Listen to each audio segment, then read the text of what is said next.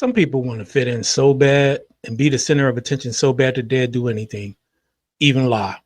And one of those people that we're going to talk about today is Fat Joe.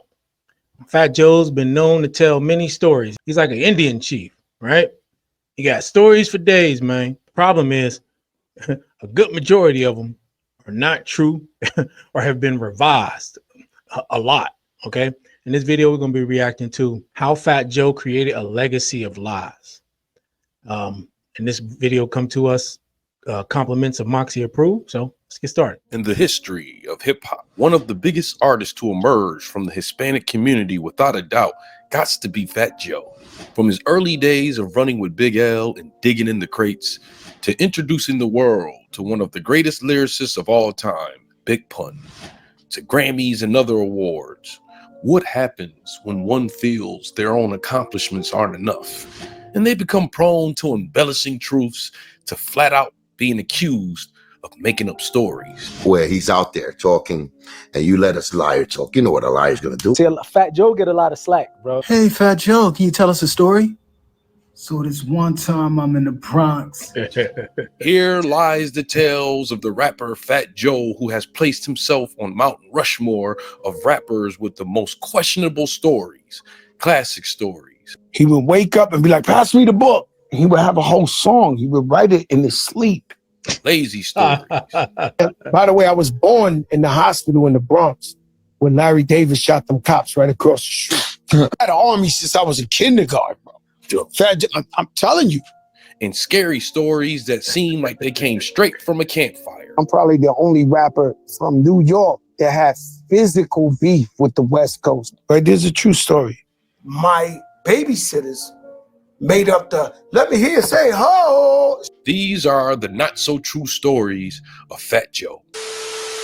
In 2025, if you are an older rapper past your prime trying to stir up controversy, who would be the best target? That's easy. Why not characters bigger than life that are not here to say, "You lie! You lie!" Of course, Tupac and Biggie. And I was really, really offended how Tupac and everybody was like really disrespected New York. Similar to Snoop Dogg, sometimes it can be hard to denote whether these Tupac stories are authentic. Being, of course, Tupac is no longer here, Fat Joe would do exactly that, by once implying he pretty much is one of the reasons Tupac was kept safe in jail. You know, I'm trying to figure out how the heck Fat Joe been weaseling his way into where he's at right now. Yeah, he was in the industry. He was a rapper. But man, he's been really, really working at making himself out to be this figure, this authoritative figure that he's not.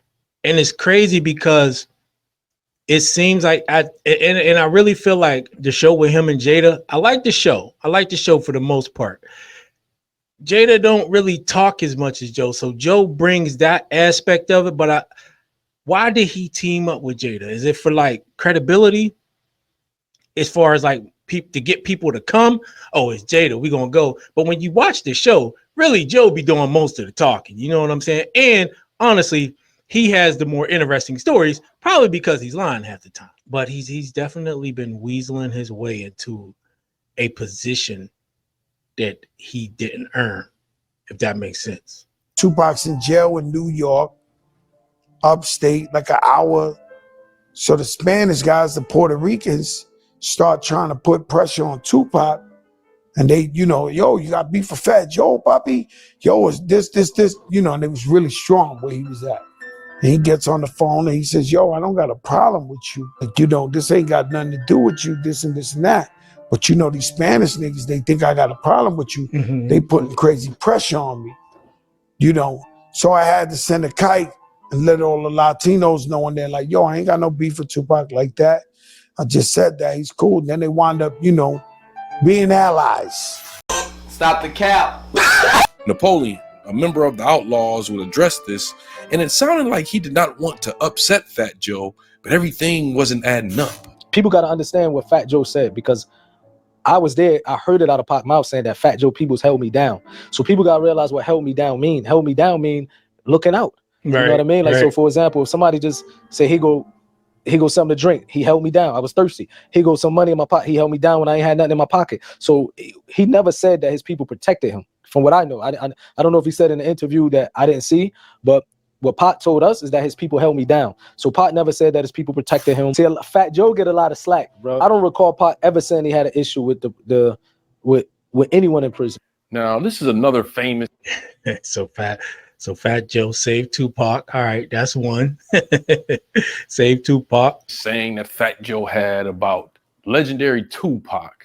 But once again, it's just another story, a part of a long list of things that Fat Joe has said that there's always somebody around to say, "You're lying."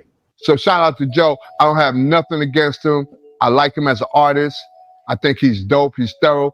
But I have to disagree with something that he's been saying on podcasts about Pac calling him about some Puerto Ricans putting pressure on him in Clinton. Tupac's cousin would come out and be more precise, stating this was far from the case. The reason why I'm questioning that is because I know how the Puerto Ricans roll in prison. But as far as Tupac being in prison and having to call Joe to keep the Puerto Ricans off his back because they think that he got beef with Joe in the street or some. I don't know about that. A lot of people. I think my issue though with these comments is like when he opened up, basically giving Joe respect, and it's just like if he's lying, why give him the respect and courtesy of that type of, I guess, introduction? Oh, you know, I like Joe, this and that, or you know, I ain't got nothing against Joe, blah, blah, blah. No, if the nigga's lying and making up stories, honestly, that story, if true, makes Pac look, you know, soft. So what's the reason for lying, right? Especially if your lies is disparaging somebody or putting them in a negative light, why even open up with any niceties? You know what I'm saying? I don't get it when these guys go on these shows and they show deference to the other person when clearly the other person is full of it. You know, clearly the other person doesn't show the same sort of deference or reverence or respect or whatever, however you want to put it, right? I hate when people do that, man. If that's the case, just don't say nothing or just keep it real. Look, man, Joe full of shit. That never happened. You ain't even got to say he's full of it, right? You just like, look, that never happened. Why show him respect? No, that's a lie. If it's a lie, it's a lie. Because then you just embolden Fat Joe to keep telling these dumbass stories, right? Who run the prisons in the New York State penal system are people that we know. Of course, the stories don't stop there. This would definitely be a question that people had to ask is how did Thug, Bone, and Harmony do a song with Tupac? Because Tupac didn't like people using that word thug. I mean, yeah, it was some words said about Pac on the box before about who is these dudes claiming thugs and all that. You know what I'm saying? You know how he was, a little hot-headed, and then, but once we all seen each other and face to face with it, it got squashed real quick. But this led to the bigger question of how did they become one of the only folks to have a collab with both Tupac and Biggie in the midst of one of hip hop's biggest wars? And that is where Fat Joe came in. They the first guys I ever seen to get that big. And, you know, Big had asked me to plug them in with him to do Bone and Biggie. Mm-hmm. And so, you know, because they was cool with Tupac, they were like trying to play, you know, and so I had to convince them like, yo, I need y'all to do this for Big. And because I know y'all were hesitant at first because y'all was like, yo, we know Pac, you know, we work with Pac. And I went in on y'all and I was like, yo, this ain't no beef. This ain't no nothing. Y'all need to get with Big. And y'all did it. And boy, ain't y'all happy y'all did the Bone and Biggie? Man, that's a time this people. Fat Joe's interpretation of being the one that linked up Biggie and Thug Bone was without context, not knowing that Thug Bone and Harmony already had an experience with Biggie. Notorious Thugs came about, from my recollection, was Steve Lobel called me and told me that Biggie wanted to do a song with us. He said he talked to Puffy and Biggie wanted to do a song with us. You know what I'm saying? And we was like, hell yeah. You know what I mean? Right off the gate. So all that, whatever, let me clear that one rumor up that said we turned down Biggie Smalls and all. Man, we had never turned down Biggie Smalls. That was our friend Well, no, I never had any reservations, or I never had any reluctancy of doing a song with Big or Pop. You know, I think where that came in was I think Busy had some type of felt some kind of way about doing the Biggie song because we had done the Tupac song. And you know, and I think, you know, Fat Joe did, you know, like convince Busy, like, yo, you know, like you need to go ahead and get on the song. You know what I'm saying? Like Fat Joe did do that, but I was gonna rock regardless. When we had an issue, So Fat Joe basically told Busy to do it, but he didn't facilitate the collab like he tried to make it seem. So what it seemed like is, if Fat Joe is a part of anything of any type of significance or anything like that in any way, there's usually out, like, you know what I'm saying, on the outside, he's going to find his way. He's going to find a way to insert himself as to being like one of the main players in that situation. back in New York a few years earlier, he helped us out of a sticky situation. So we already had a rapport. Him and Wish had a conversation, and that got us up out some things. Why just leave Biggie Tales to one measly story about introducing them to Bone when you can do even better? Why not tell everybody about this album you had with one of the most coveted rappers of all time, whose verse on any track after he died would be worth millions? He made a bunch of songs, you know what I'm saying? But they was like really disrespectful and hateful, and so he died and Tupac died, and it was like, yo, bro, you know what I mean? So what happened to the album? Of course, they must have destroyed it. Yeah, they might have burnt them shits, to be honest with you, because you know it was distasteful. You know what I'm saying? After the fact. And how many songs did you guys do? I don't know, but a couple, not maybe 8 songs, 10 songs, you know, like that. Now, I know a lot of you have heard about this story between some mysterious Fat Joe and Biggie album. I know I've had a lot of questions about it. Turns out, I'm not the only one that had questions if this album has ever existed. You see all the stories he tells. You see the Biggie story he's talking about. That he did an album. That he did an album with Biggie. Yeah, that he did an album with Biggie. That's straight lie. Cuban Links would have an interesting theory on why. Here's one of the ways you know he be lying too. He's the only one saying it. How many of his stories have been fully verified by other sources? I mean, I'm not saying he's always lying. There's probably a few where people are like, you know, it happened exactly the way he said. But that's the thing. If almost all your stories, man, is like, let's just say, stretching the truth, adding details, making up total stories, and nobody's verifying it, nobody's there to corroborate. You know what I mean? Your story, bro, it can't be like that every time. Fat Joe would lie about an entire Biggie album. The FBA. He wants to put himself with the elites. He wants to be a tether. Isn't that what they That's say? what I The FBA said. says? A tether. He wants to latch on to the legacy of Biggie now. He wants to latch on to the Biggie legacy. So they trying to change the narrative. They're not from New York. Right. So they telling a whole nother story. This was whoopity doop wop.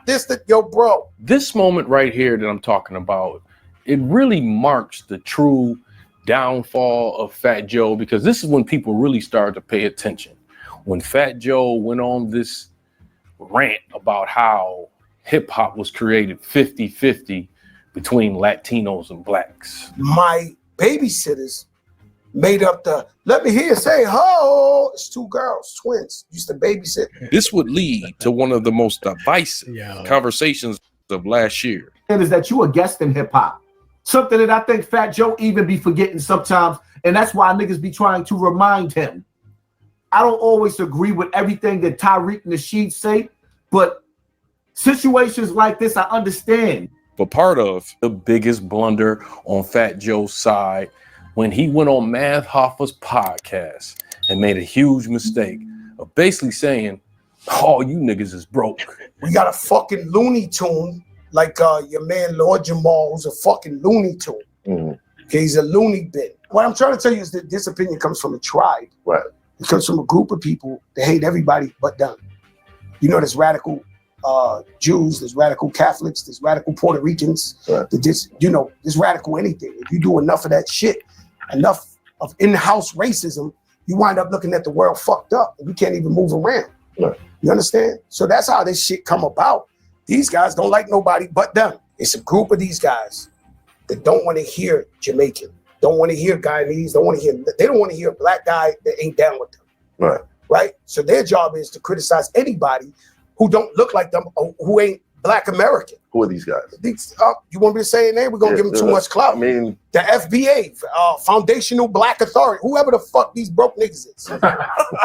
You see this nigga who run them? Like, you know, your leader. This whole debacle would lead to not only Lord Jamar replying, but Tariq Nasheed not only disagreeing with Fat Joe, but turning him into an enemy of an entire culture. It just happened to be a culture that got Fat Joe where he is today. On Math Hoffa's My Expert Opinion, basically he wasn't happy. It's what a lot of outsiders tend to do. That's why you got, when we talk about a lot of the white people that come into this space, whether it's hip hop, black entertainment, they come in and initially they seem humble and grateful, but then eventually they start showing their true colors. Right. And then they start thinking, they start to speak their true mind, right? And say what they really want to say. But, you know, in large part, it'd be our fault, man, for letting these people in. And look, Joe, you know, he had his albums and he did his thing in hip hop. He had his moments. I think Fat Joe, in his mind, he was much bigger, but in real life, it never happened. So that's why he tells the stories to put himself where he thought he should always be, you know? And who knows, maybe in a way he was envious of Big Pun. Maybe Fat Joe thought he should be Big Pun. You know, people like him, man, you got to watch out for him, man, because they'll weave a tale, man, and tell the story, man, get you caught up in some shit. But yeah, I think Joe's seeing himself as way bigger than he really is. He slithered and slimed his way in, and now he trying to talk about how we should feel and broke. It's just crazy, man. But it ain't just him, though. It ain't just him. With part of the foundational Black Americans, he attacked foundational Black Americans. He attacked me. There's no small group of anything. There's 43 million foundational Black Americans, and they kind of feel a certain way about the actions of a white Latino who's running around here trying to pull rank among Black people. After you've been eating on foundational Black American culture for this long. This is why they keep trying to crowbar this thing where they created hip hop 50-50 so they can't look like they're leeching off of foundational Black American culture. And again, they're still upset over the film Microphone Check. The movie Microphone Check shut down a lot of those lies. All these people who have been ingratiated by hip hop is that if you took it back to your so-called roots or to your motherland or whatever the case may be and asked them to support you, you would not be where you are today. And just Fat Joe sitting up there, a white Latino using the N-word over and over again. And he's in a room full of Caribbeans. Our brother Math Hoffa, he's Caribbean. From what I understand, many of the other gentlemen in the room were Caribbean. And a lot of people felt a certain way about that too. Soon, doctored videos of Fat Joe getting booed begin to appear because lies attract more lies. You're lying!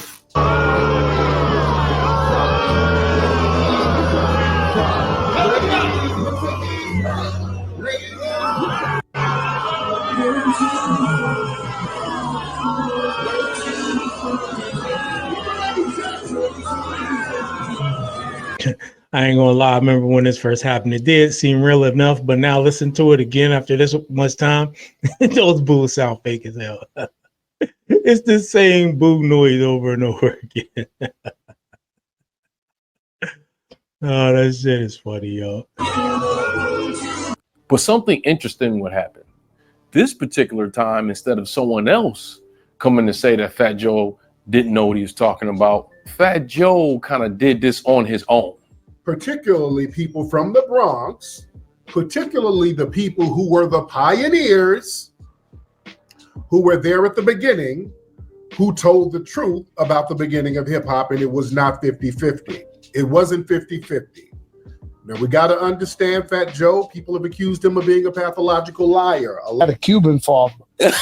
He was telling me the plain truth. He was like, "You're not going to make it. Have you seen any Spanish guys make it in this shit?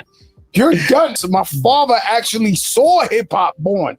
He was like, "There's no other Spanish people doing this, Papi. Like, you have no chance." Fat Joe, a consistent host of the BET Awards, would make an unexpected announcement. The BET Hip Hop Awards for third consecutive year.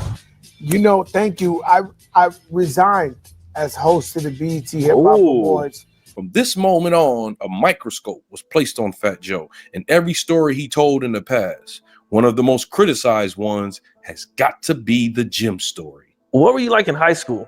Terrible. The biggest bully. I once robbed my whole gym, the whole gym.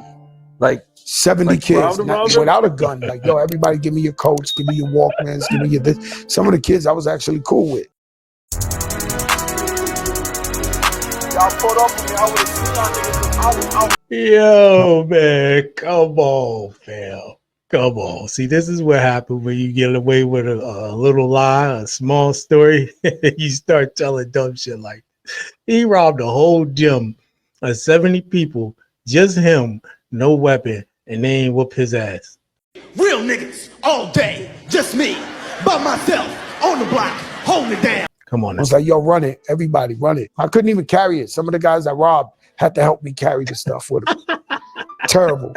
Come on, now, man. of course, there's really no way to confirm this crazy story by Fat Joe. It's just like a list of other things and other stories that Fat Joe has told. It just don't sound believable. Because I did a list, Fat Joe's top 5 biggest lies. One of the biggest lies was that he said he robbed a whole gym, a Bronx school gym, the Bronx. I saw Fat Joe when he was younger. He was a fat kid. Now, knowing how gyms are at recess in school, at any given moment, there's going to be between 70 to 150 kids in there at one time, right? He said he robbed 70 kids by himself at no weapon. Comedy, along with the internet, has its own way of showing this. What were you like in high school? Terrible. The biggest bully. I once robbed my whole gym. Yo, did he just pull out a hot dog?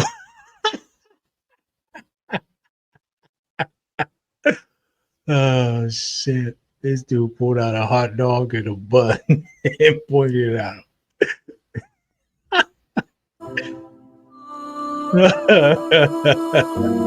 The whole gym. Oh shit. 70 Like, kids robbed him? without a gun. Like, yo, everybody give me your coats, give me your Walkmans, give me your this. Some of the kids I was actually cool with. And I was like, yo, run it. Everybody, run it. What's up with the music though? I couldn't even carry it. Some of the guys I robbed had to help me carry the stuff with them. Oh shit. Terrible. Hey, Fat Joe, can you tell us a story? So this one time I'm in the Bronx and I got like 10,000 guys with me. Some very serious guys. And at the time, I'm already Fat Joe the rapper, and I'm walking around with some of the most gangsterous guys in New York City history. Right. And I know the internet is going to say Fat Joe, he's a liar, he's a capper, but I've been around.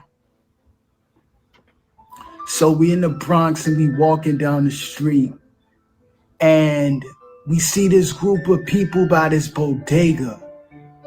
And it's like it's mad people at this bodega, and there's this one guy in the middle. So the guys I'm with, they flock over to the crowd, and I'm trying to see what's going on because the people in the crowd, he sound like you too. They weren't happy of what this guy was doing. They were exuberant. So as I approach, I see this guy. He has on like some Air Jesus Jerusalem Jordan flip-flops. I don't know what it was, but it was fly. Now, this story wouldn't be complete if Fat Joe lies would be so extended that he would even lie on himself. In an interview, Fat Joe would go on to state that he is nothing like his verses, that he lies in 95% of his stories. I've been rapping professionally for 30 years. I've lied in almost 95% of my songs. Why you always lying? I never heard this. I've never heard him say this. So he admits that he's a storyteller. Oh my goodness. That he lies in 95% of his stories. I've been rapping professionally for 30 years. I've lied in almost 95% of my songs. Being lied. Like how? What do you mean? I write like I feel that day. I'm just being creative. You know, if you could probably you couldn't build the jail high enough for the lyrics I've said on songs. That's pretty much kind of what I'd said not too long ago. He's only saying it for rapping. He said, I rap how I feel that day. But no, I think it's the same way in his life. He talks how he feels that day. If he feels like he saved Tupac, he saved Tupac. If he feels like shit, what else he say? He facilitated the Bone and Biggie collab. However he feels that day, whatever the topic of the conversation is, whatever way he feels like he should have been a part of it, could have been a part of it, could have influenced it, he's just going to say it. He's just going to say it. No credibility. Which are all untrue. What I am is a family man, the person who gives back to my community all the time, open businesses in my community. So the music would never amount to the actual person, Joseph Cartagena. The backlash was so plentiful that he would go on IG to attempt to reconstruct the statement. So when I get up in there and I say, yo, 95% of the stuff I say ain't true, letting them know. Like, if you could think Rico Love is on here is one of the greatest songwriters ever made. You know, the album that Usher sold 10 million, everything, Rico Love wrote that. There's no way Rico could tell me every word was real, because it's not. We move off of inspiration. And so we get inspired, and then one day I'll go to the studio, I'm mad. So I write some fuck the police. One day I'm happy with the family, I go in the studio and I write about love and peace and tranquility. And then I write some. Yeah, but that's not the same as lying. First of all, saying F the police, there's no lie if that's the way you feel. Now, if you say you did this, that, and the other, like you did it, that could be a lie. But like just rapping about how you feel because you happy, mad, or sad, it's not the same thing. He definitely trying to walk that shit back. Gangster shit. You know, what I'm explaining to you, putting myself on CNN on the hot seat for hip hop culture and hip hop music.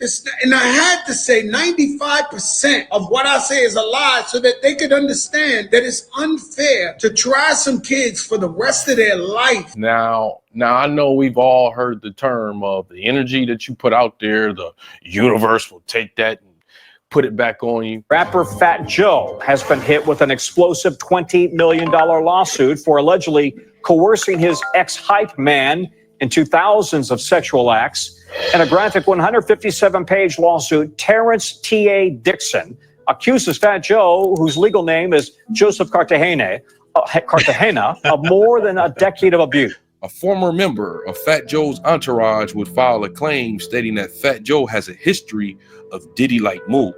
The details so disturbing that there's a... Yeah, man, I remember when this happened.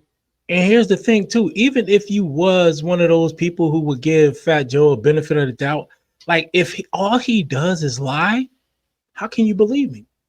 Now, I'm not saying, the other guy's telling the truth, but how can we say Fat Joe's telling the truth? He just let us know himself. He lies. Depends on how he feels that day. And it ain't just raps. Because we already done seen 9 out of 10 of the stories told is fabricated or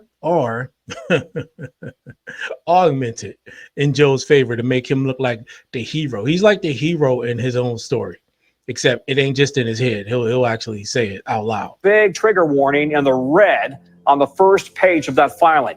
Dixon alleges that in the lawsuit, Cartagena forced him to, quote, humiliating situations, including sex acts, performed under duress and surveillance.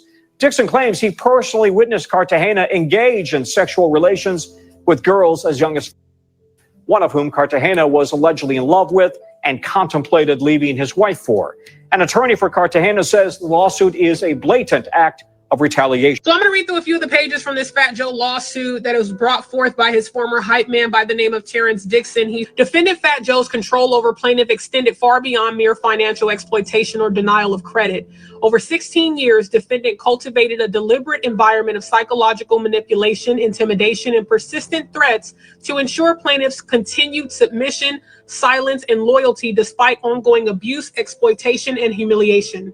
The defendant employed persistent verbal abuse, threats of physical violence, erratic and insufficient payment, manipulative control over travel and accommodations. Plaintiff was routinely coerced into engaging in sexual acts with women, specifically brought by defendant Fat Joe to hotel rooms and private gatherings following performances and studio events.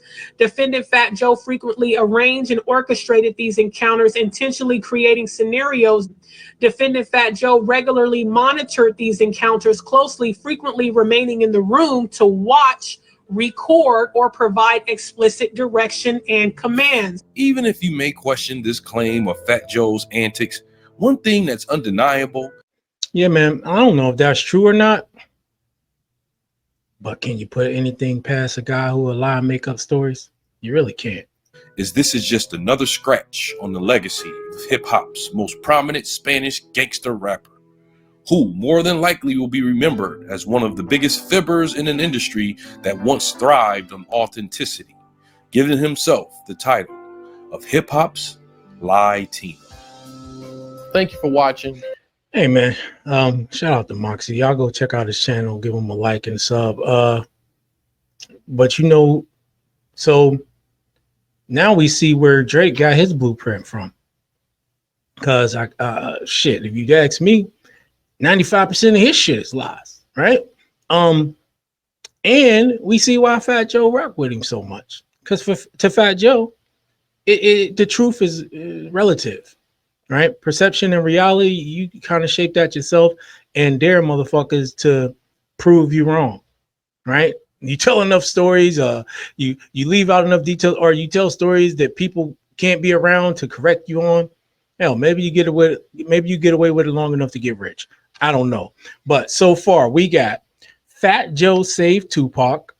Fat Joe facilitated the Bone and Biggie collab. He had exclusive songs with Biggie. His babysitter made up Let Me Hear You Say Ho. And he robbed the whole gym of 70 people with no gun, just a hot dog and a hot dog bun, and made them help him carry it all out. Oh my goodness. Come on, man. I don't even know why kids decided to do this show with Joe, man. That's some bullshit. But you know what y'all think about this in the comment section below. Make sure you hit that like button, subscribe to the channel. I'll check you out on the next one.